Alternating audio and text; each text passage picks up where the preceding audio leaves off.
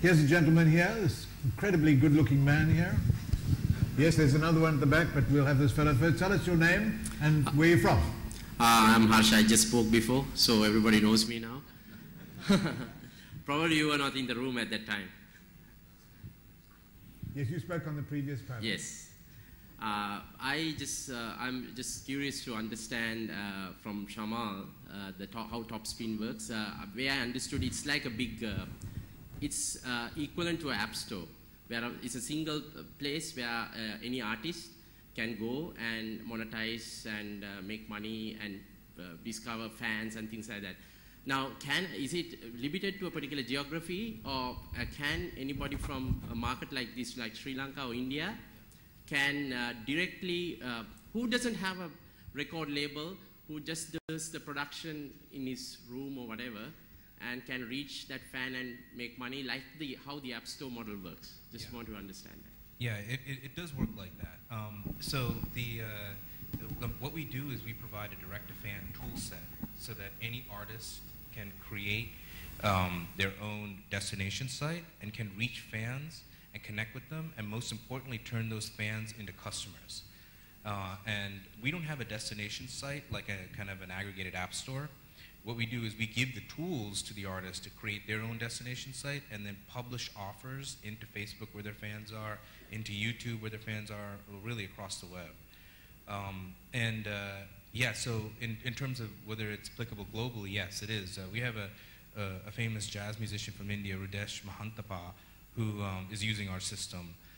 And I would love to see more Sri Lankan musicians as well using it.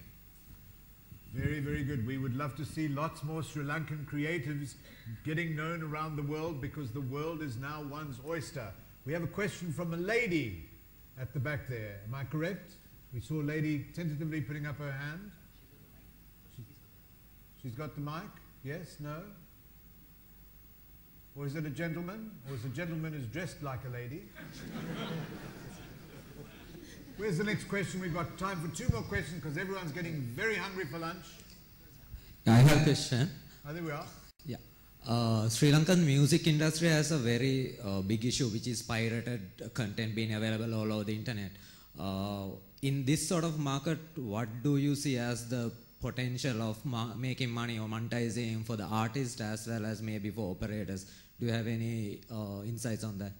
Yeah, I definitely do. So what's being pirated right now is digital music, right? So at Topspin, our average transaction value for all transactions for all artists, big and small, is $26 across the board. So what that means is it's the bundling of music with some scarce goods. So you can sell an album with a t-shirt, sell an album with a concert ticket, sell a box set, sell a package with everything in it, and offer multiple price points to your fans and with multiple packages. So it should no longer be about trying to sell a digital file or trying to sell 12 tracks on an album digitally or even physically, because all that will get pirated. It's really about creating unique experiences for a variety of fans who want to participate on their terms, not necessarily the artist's terms.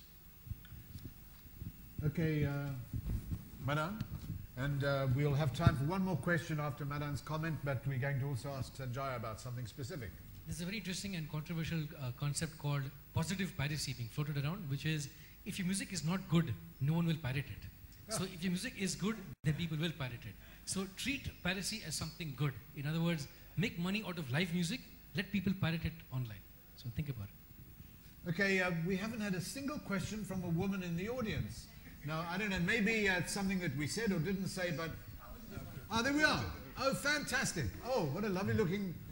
There we are. Okay. Hi. Right, women, let's hear what you've got to say. I'm taking this from an advertising perspective, but everyone's talked about influencers and trusted sources. How do you identify those online? Because there's so many. How do you identify which ones are the strongest? Good question. Yeah, it's a good question. So, you know, I mean, the way I'm going to start a new company pretty soon, and as in like in a couple weeks, and it's really going to be focused on that particular question, is like identifying who these influencers are. And there's already publicly available data on how big these influencers are in terms of their audience size and reach. But there needs to be another data overlay on top of that, which is specifically about not just the size of their audience, but the measure of their expertise. And what that is yet, I don't know, but those are the kinds of things that we need to ultimately figure out. Can you see yourself getting a Sri Lankan team to help you in the development of this company? That's a great question. Absolutely. In fact, I'm down here to assess that, to see if we can start a global company, probably based out of where I am in California. But I would love to do most of the development work down here in Sri Lanka. And I'm trying to actively figure out how that is going to look like. If any of you guys have any ideas and want to participate in that, please reach out to me, and we'll figure it out together. We've got someone who we think can help you immediately, and here he is. What do you think of that? Yeah, I think that's a great idea. Of course, I can introduce him to our program manager, who is actually managing our entrepreneurship program. You can find some entrepreneurs who are already linked up. So another question for you.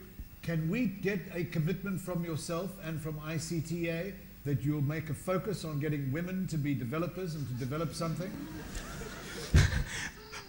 Of course, there are a lot of women who are into development. I'm little curious as to why we have a small participation here, plus raise of hands for questions. But of course, we will certainly look at this. And do you think that from an ICTA perspective, if Sri Lanka is well known for exporting accountants, 22,000 last year, don't you think we should become famous for developing great software coding, software creativity, and software talent?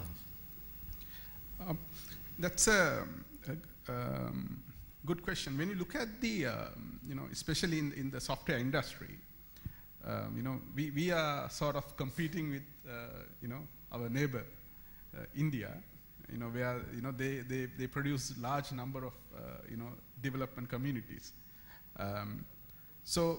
But in the industry, there's this, various level you operate. You have the developers, who cut code, but then you have the next levels who do the designs, who come up with ideas and so on.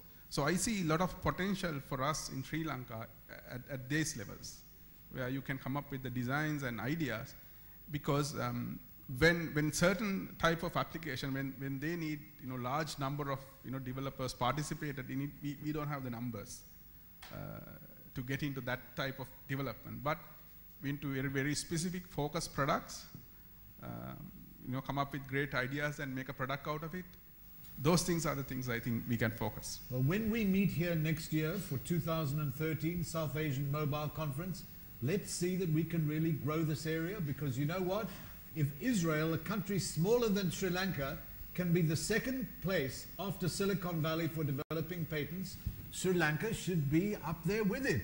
People in Sri Lanka are smart, they're creative, and they really have innovation skills. So let's do it. Ladies and gentlemen, it's time for lunch. Thank you very much, Shamal. Thank you, Madam. Thank you, Sanjaya. I don't quite know where we go, but I think that we are ready for lunch outside, and we'll be back in just under an hour for a great session to be hosted by our friend Tommy Ahonen. Over to you, sir. Thank you, sir. Thank you very much. Let's put our hands together to the entertaining Mr. Ralph Simon, the moderator, and the panelists. Thank you, gentlemen. Thank you very much.